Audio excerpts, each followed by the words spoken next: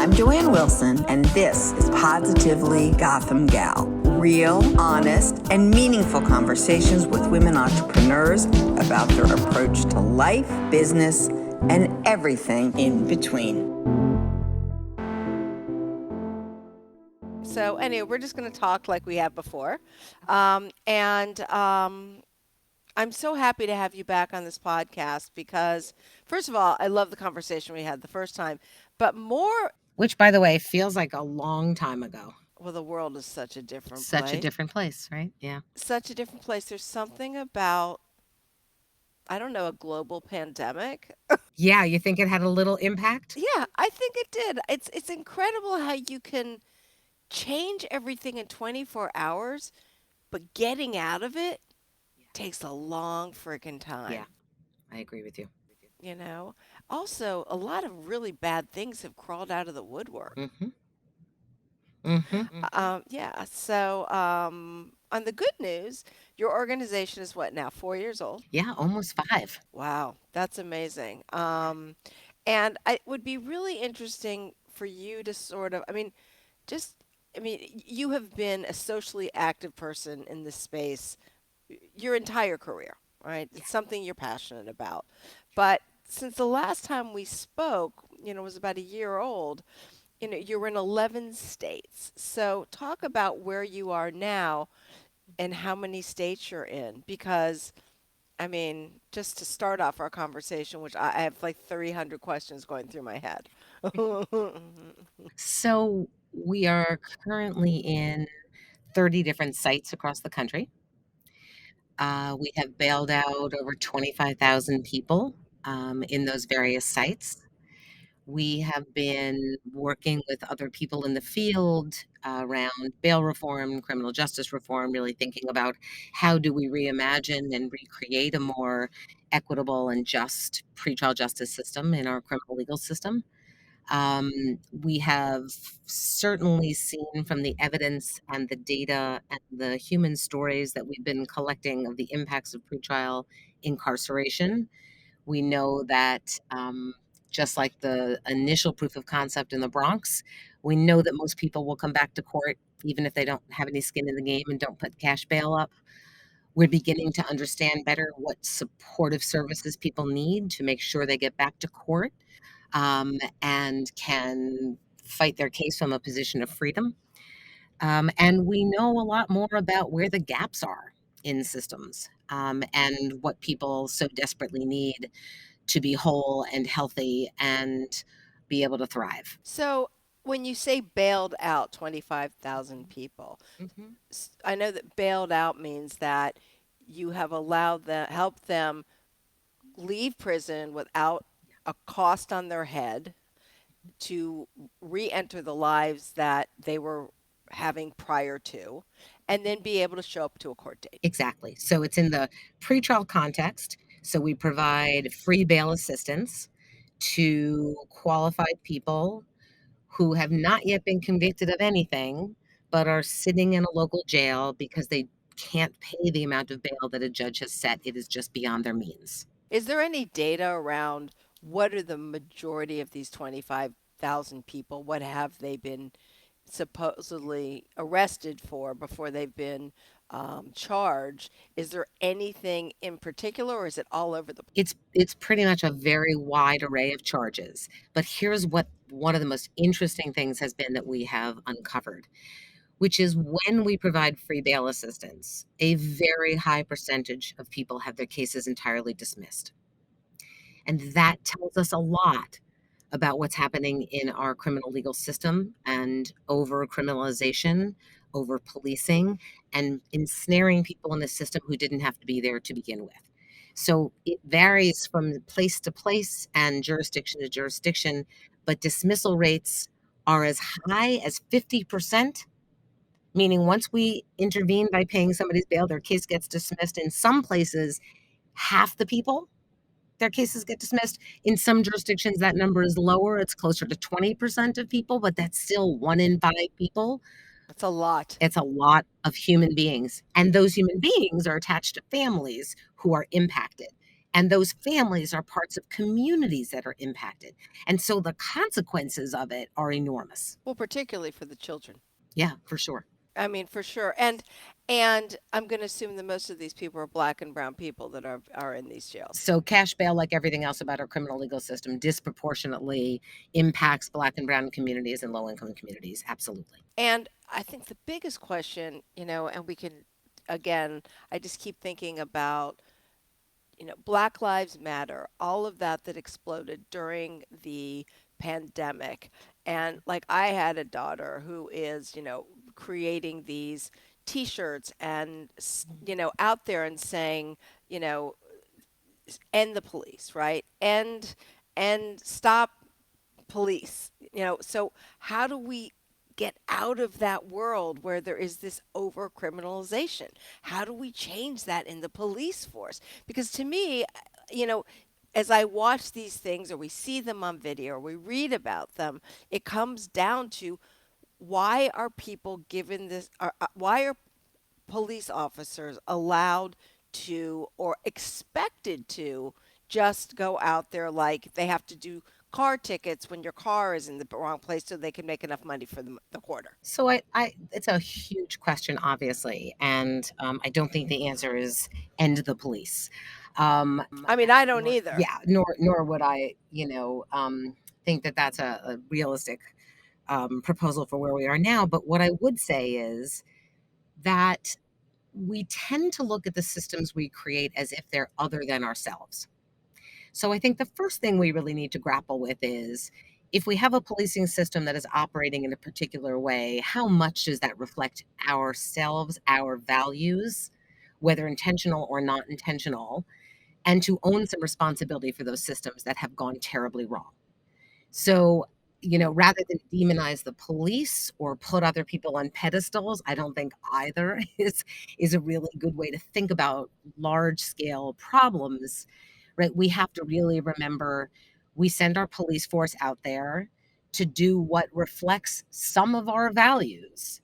And if they don't reflect our values, then we have to get policing more in line with the values that I hope the majority of Americans hold, which is nobody should be subjected to violence, where policing and enforcement of laws is equal and equitable and done in all communities, where the police might even be reimagined as problem solvers rather than law enforcers. There's a lot there, right, to talk about how we shift our ideas about crime and punishment and policing, and they are all connected. If what we're thinking about is a different model of policing, then you need to set up rewards and metrics that reward a different kind of behavior. If what gets rewarded in a police force is how many arrests you made, right, you're going to see over policing happening. And yes, of course, because there's systemic racism that will play out in low income communities of color more often than it will, even for if the same conduct is occurring in white communities. But, then we have to rethink, like, what do we think about what successful policing means? And isn't it really about um, empowering communities to resolve the problems they can resolve for themselves and reserving those things that are the exception, not the rule, for police to be able to help us resolve, but in community with community residents, in a much more um, less punitive and much more problem solving way. Is there any community now in our country that is actually thinking outside of the box and trying to, I mean, it's very hard to break something down back to its very beginnings, right? You can really only evolve going forward. Mhm. And is anyone taking a look at their state or city and saying, "Oh, this is ridiculous, and if we don't start now, nothing will ever get done." Is anyone thinking and gathering data around what they're getting done? Oh, I think that there's, great minds at work here, right? And it's a daunting task to change our system of policing, change our criminal legal system, think about pretrial differently and bail. Those are huge systems that have existed for a very long time, and dismantling them and recreating them and reimagining them is going to take a lot of time. But there are lots and lots of good organizations and people thinking about these issues every day. And so that's what's heartening. I had this experience in here in Los Angeles recently, where my husband, who was also a career public defender, and I sort of went down on the sidewalk. There was a huge fight that had happened. And I watched the police do something I'd never seen before. And I have to say, it took my breath away. When it works well, it really works well. We sort of we watched them engage with the folks that were in the middle of the fight, um, and with a goal that was clearly not to make arrests, but was really a goal to hear everybody out and to de-escalate what was happening. And I could not have been more surprised when the officers actually then said to the participants in the fight, "Okay, we're good. Now everybody goes home." I had never seen anything like that before, honestly. And I kind of laughed out loud and I said to one of the officers, "I guess I'm from New York City. I'm used to NYPD and I've never seen anybody not taken into custody in that situation." And then I watched the officers go around to the crowd that had gathered, which was a diverse crowd of different people, some from the neighborhood, some from out the neighborhood, because there was a lot of noise and a lot of attention that came to the fight, and ask everybody if they were okay, did they need anything, right? And they were sorry that their evening had been, disturbed by the conflict. Was there anything that we wanted them to know? I was like, it was Unbelievable. unbelievable to watch. It was magical to watch, actually, and it gave me a lot of hope that I don't know what was happening in this particular precinct or what was happening with these particular officers, but somebody had begun to reimagine what would this look like when your goal isn't to make 2 collars and bring in 2 arrests, but your goal, right, is to solve a problem, de-escalate the situation, and then pay attention to the community members who might have been impacted in an indirect way. Right. I mean, it makes common sense, right? I mean, to dismantle something and diffuse something and let everyone know, okay, it's all right. I mean, there's such anger right now in the streets, right? I mean, what's the point of just taking everyone and throwing them in jail, costing taxpayer money, having someone sit in jail for weeks on end because they don't have the money to be get out on bail, and then they end up being released because all it was a silly fight or a public disturbance. Well, we've tried to police and incarcerate our way out of social problems for decades now. And all it has gotten us is a reputation in the world of being the number one incarcerators of our own communities, which is what we are.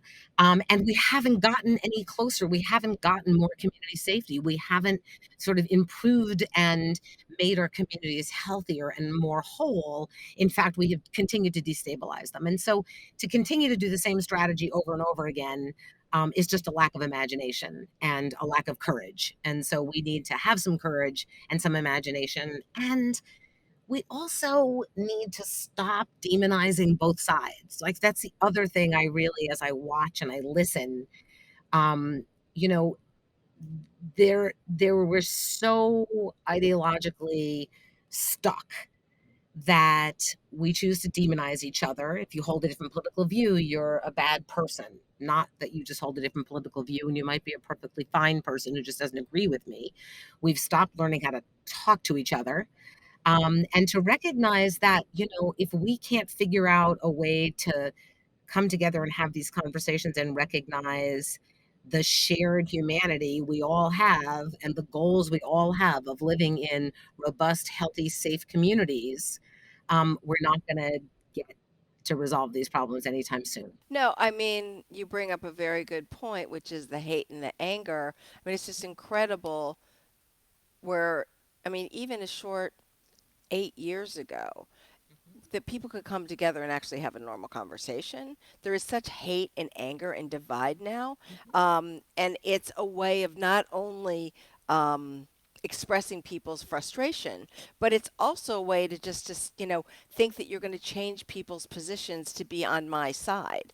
And I don't understand how the First Amendment became okay with lies and hatred.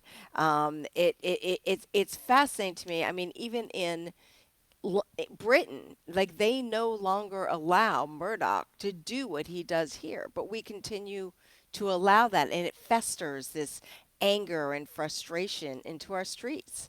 But it is interesting what you're saying about being creative in regards to the police force. So, I've heard this mostly from older people, although I guess you could put me in the older person stage, which is that, oh, it's getting so bad out there. It's horrible. We're letting people out of prison. We shouldn't let those people out of prison. They should stay in prison. And, my response is always like, well, maybe they needed food. Maybe, they've got kids at home they have to take from, and they've gotten to the point where no one is helping them. This is the only thing that they can do to help their families. Like, we have to think about where these people came in areas or homes that many didn't of us did not come from, and pushes them to something where they are creating something that they get arrested for that someone else might not get arrested for. Well, I think there's a look, there has to be a reckoning, and I think we were beginning to have that in 2020 and the uprisings we saw across this country, right? That we have systemically under-resourced and marginalized communities, particularly communities of color, across this country for generations. And that has its cost, right? Not just to those communities who bear the burden and the brunt of that, right? By not having well resourced healthcare systems or schools or food or all the essentials that everybody should be entitled to if they live in this country, but that it costs everybody ultimately. And so that kind of systemic marginalization under resources, we're paying the cost of that now. So when we rethink how we're going to think about our society, we have to make good on the promise that all communities are entitled to resourcing that enable families to be healthy and well fed and well cared for and safe and educated and all of the things that we expect in all of our communities and should fight for every community. Right, we're seeing the impacts of that. There is this other thing that's really, really worth paying attention to, which is the fear mongering that has been going on over the past couple of years, and I hear it too. I can't Um, stand it. It utterly it shoots a dart to my core. It just well, so and upsetting. it's another form of misinformation, right? It is when you take the exceptional story and you blow it out of proportion and you generalize from it, you ultimately wind up with bad decision making, right? And it's important for all of us to stay really grounded in the data, what's really happening, what's not really happening. So I know that we in the space that I work in, which is, the criminal justice reform space or the bail reform space, whatever you want to call it, I hear people all over the place saying, well, the problem is some of the uptick in crime that we've been seeing is because of bail reform. Yes, I've heard the And same so thing. I try really hard to stay calm because what I need to say is bail reform hasn't taken place almost anywhere. So you see the same trends in every state in America, which are really more like the result of a 3-year long trauma caused by a deadly virus, the largest amount of gun sales we've ever seen in our country's history, supportive services that during COVID had to shut down and close and weren't there to support people in communities that needed it most.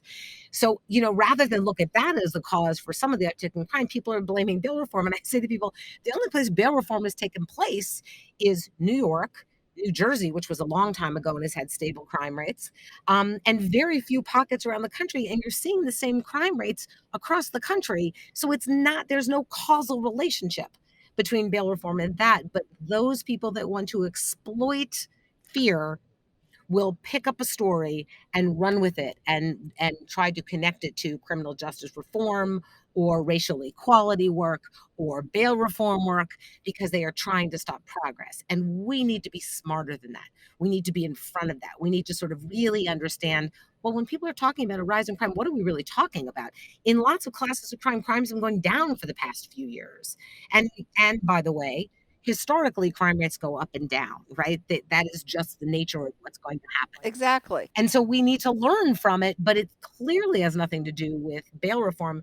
The only state in the country that has moved to eliminate all cash bail is actually Illinois.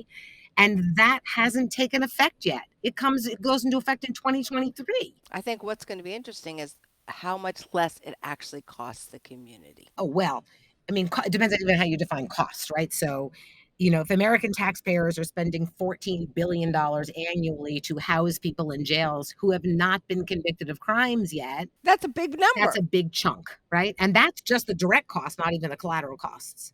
And as we face the winds of hard economic times, which is clear we're going to, we really want to think about how are we using our dollars, and are we really using our dollars well to hold people in jail cells who are presumed innocent, who have not yet been convicted of crimes, right? Or should we be using money in a much more thoughtful, constructive, and productive way? Well, these things take so much time, right? It'll take years before you can show the actual data that works. It's great to hear about Illinois, but it's no different than everyone's like inflation. Well, guess what? It's all over the world. Yeah, It's not just here. that's right. It's That's right. everywhere, okay? Exactly. And it has to do with that we were in a pandemic. So, with the pandemic came all of this social unrest, because and I'm curious why you think is that we were all just sitting home, but that George Floyd murder, right?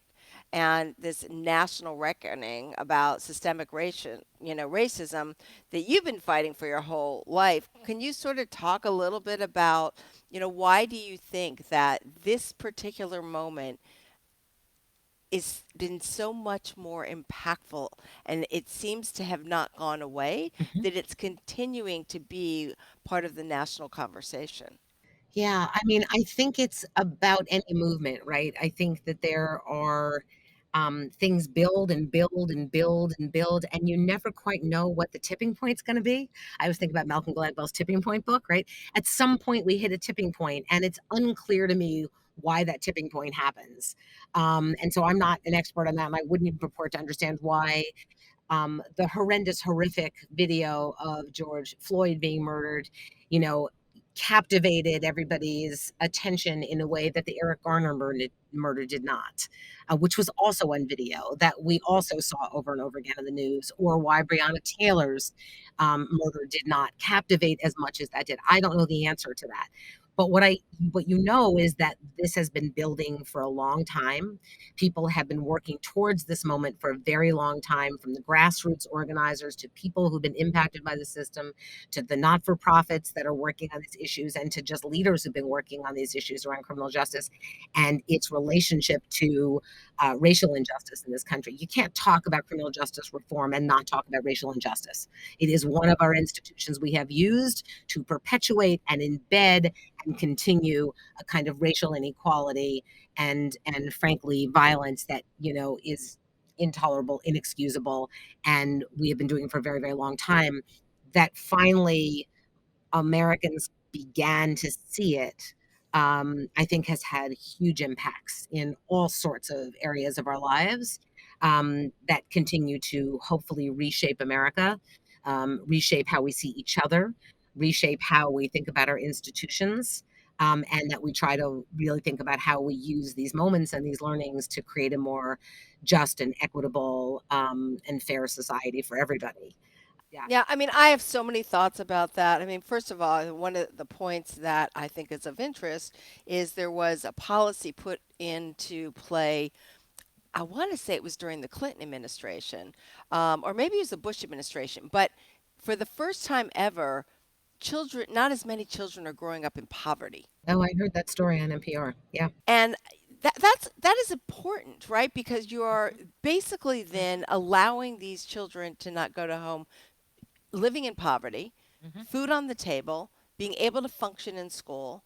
And there's also so many successful, hardworking people in the black and brown communities now, be it owning a store, being on TV, be it, an entrepreneur, whatever it may be.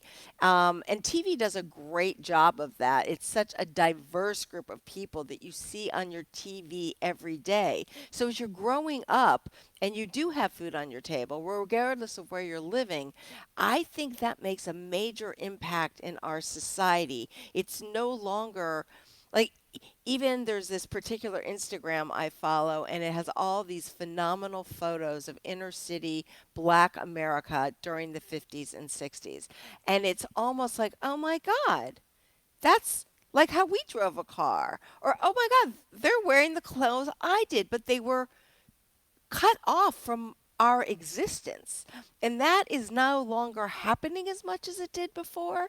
And because of that, maybe that's the reason the tipping point happened, or maybe it's the next generation coming up because there's so much social media that's seeing things differently. And we are all living so much longer. So, there's this also big dichotomy about people in these towns where there's no longer a majority of white people and they are freaked out. And it makes it really hard for them to look at other people regardless of pretending not to be a racist. We grew up in we were racist from the time that we put our feet on America's ground. And so it's a long time to break it up. But I think all of these things connected might have something to do with we finally hit that tipping point. Yeah, it's also it is though important to remember that there have been thriving, successful Black communities in this country, like the Black Wall Street, right, For in sure. Tulsa, right, that where you had some of the most um, supported, thriving Black communities who then, in an act of a day, are completely destroyed by the white community that are threatened by the success. And so that's important for us to remember, right? It's not that there's all of a sudden Black success. There's always been success. These communities are filled with love and faith and talent and resilience and have endured incredible generations of trauma that I think, we're all beginning, I hope, there is much more to talk about reckoning with that history as we see lanes opening up for these conversations in almost every area of our lives. And I think you're right about that, media being one of them. Yeah, I mean, look what happened. It was at Manhattan Beach, Hmm. where you're right. I mean, they literally went in and they said, "You're out." And they were like, okay. And then finally, after all these years, they got that property back. I mean, Hmm. Central Park, they literally plowed through Central Park and took all of these homes away from Hmm. people. Like, how do you think the people are going to respond to that? Well, and look, there has been a willful ignorance.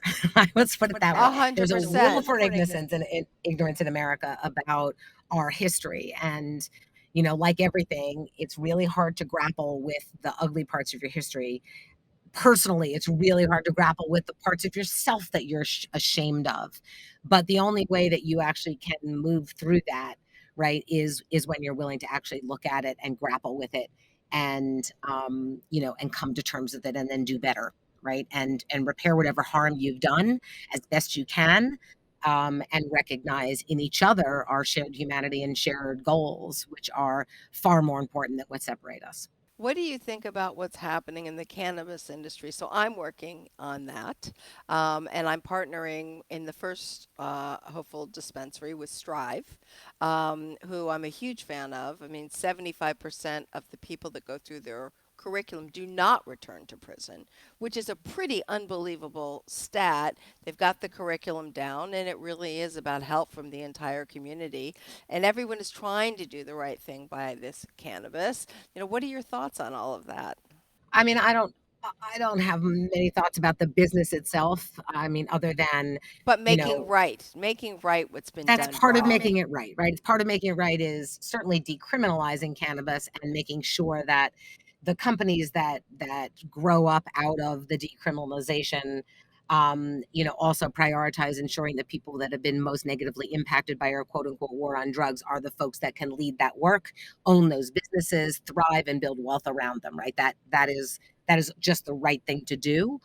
I think a lot about our, war on drugs and I think a lot about our quote unquote war on crime. And I've been thinking a lot recently about the use of language and how we could even talk about our fellow community members as if we're at war, as if they're enemy combatants. And the war on drugs, I think, is a thing to grapple with.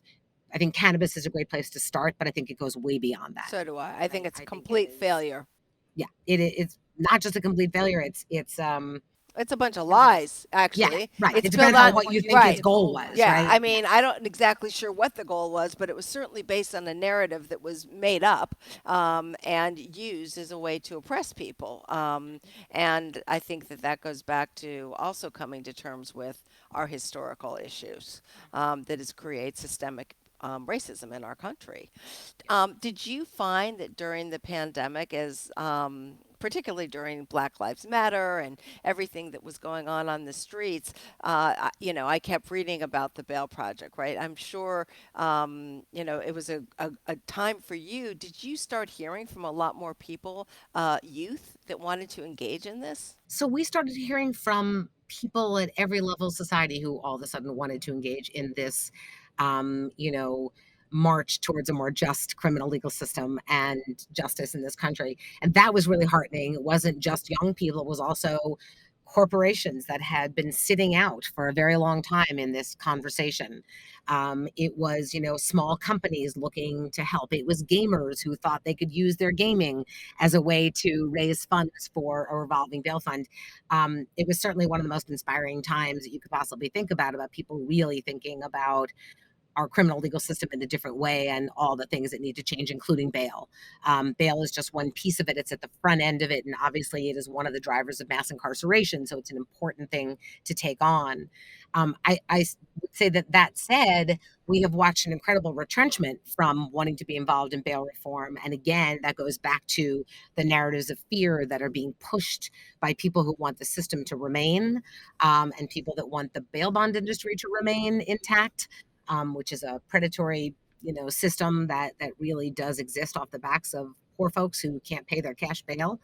But as people get scared, you begin to see them walk away from criminal justice reform, and that is where I really hope we can remind people you got into the fight in 2020 because you held on to the belief that there should be equal justice, there should be racial justice, and that the criminal legal system needed to change to ensure that happens, and that our legal system reflects our value in America, which we claim is equal justice under the law, and that how it operates is in direct contradiction to that. When the going gets tough, that's the time you have to remember what your values were that drove you to get involved at the beginning. Our supporters of the Bail Project, and we have a huge number of them across the country, have been unbelievably courageous and brave and continuing to hold steady.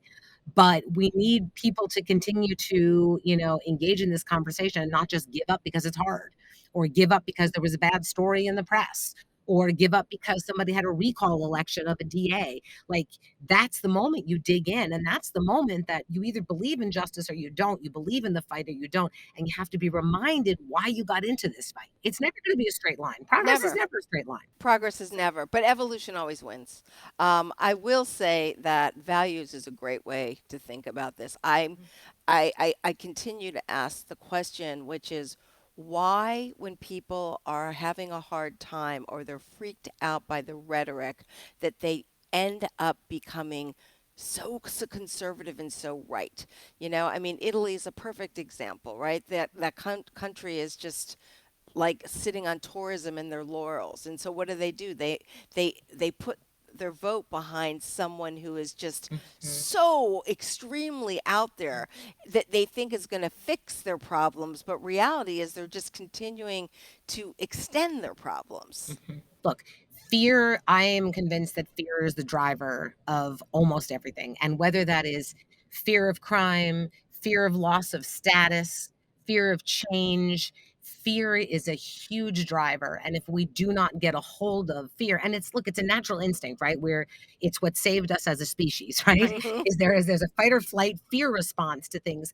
But we have evolved past that, and to grapple with our fears and stay grounded in, be curious about what is the fear that you have, where is it coming from, is it rational or irrational, is it being exploited by others, right? That if we don't get a handle on that, we can't really control our responses to those things. And when we're afraid, not just Americans but all human beings, we will do terrible things to each other out of fear, Yeah. right? And whatever that fear is. My colleague and good friend Camila Ramirez and I just wrote a book called The Courage of Compassion, Oh, and it's coming out in April.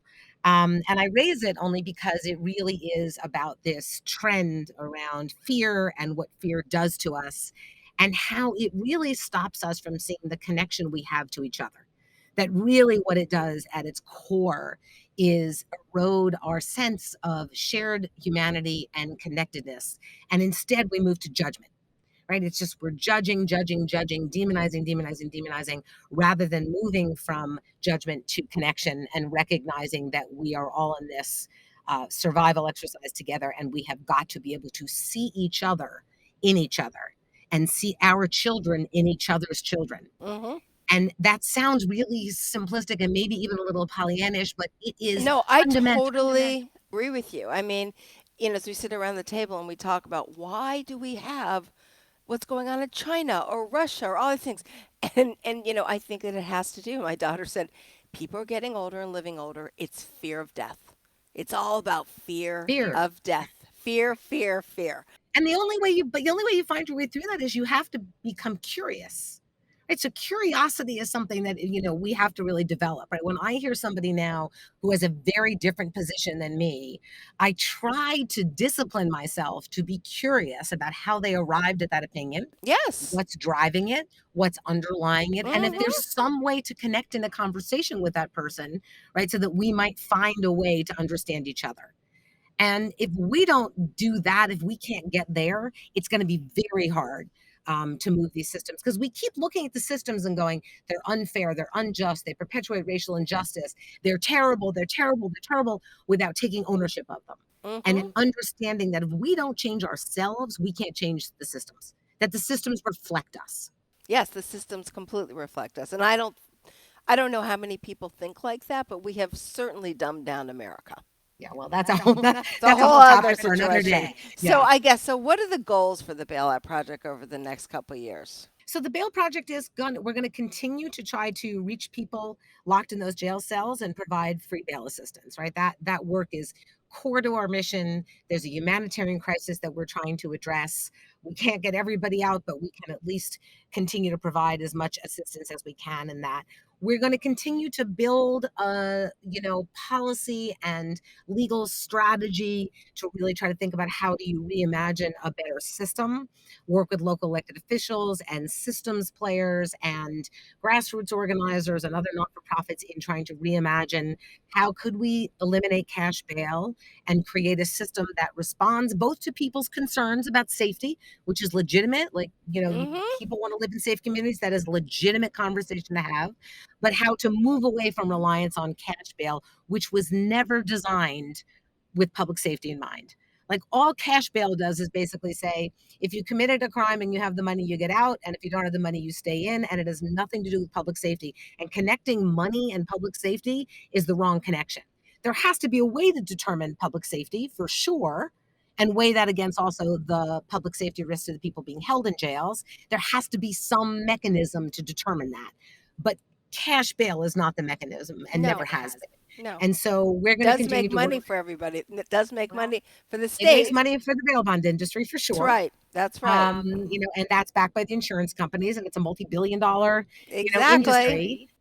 But we are going to continue to work at the policy level, at the local, city, and state and federal level, to continue to try to move change forward and create a more equitable system. And that's what we have been designed to do from the beginning. And so we're delighted. We're also really thinking about we're piloting and thinking about our model of release, which we call community release with support, which means what happens when somebody is out pre-trial, meaning not been convicted of a crime, what supports do they need?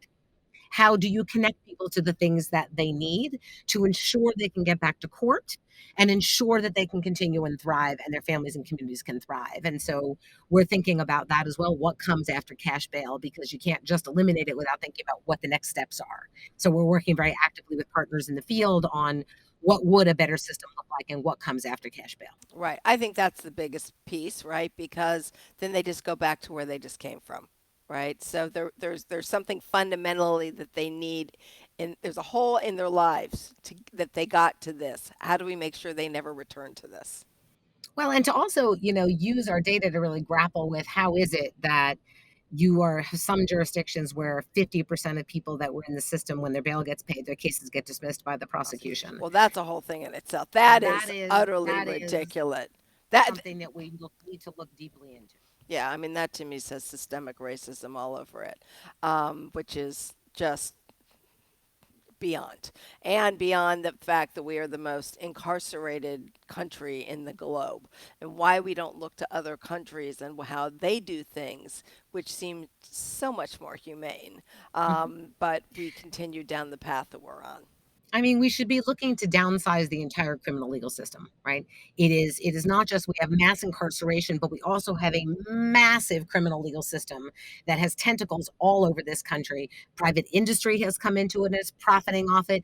People are being ground up in the system every day. We need to really downsize the entire system, which, by the way, that money goes back to taxpayers to use in a more productive and positive way. But as we're doing that downsizing, right, we need to really think about, what do you reserve a system for? It should be like, for the exception, not for the majority of things that you can resolve outside of our criminal legal system as community members together. And to downsize both who becomes ensnared in the system, certainly, what jails and prisons look like in this country, but it should be a march towards downsizing the system at every place and every turn, and thinking about alternative ways to support people, to resolve conflict, and to strengthen community so we can solve these problems together and not try to incarcerate our way out of social problems and conflict. 100%. And I believe it was really in the 1980s when all this stuff started to really accelerate. Yeah, things did start accelerating, and they have been accelerating ever since. Cash bail being one of the main drivers. Yeah, God, it's whatever. Anyway, well, it was great talking to you. I am coming out to LA at one point this Wonderful. winter, and I'm going to hit you up and we're going to get together. I'm going to have a drink. I will look forward to that. Okay, great. All right. And thank you for the All conversation. right, you too. Okay, bye bye.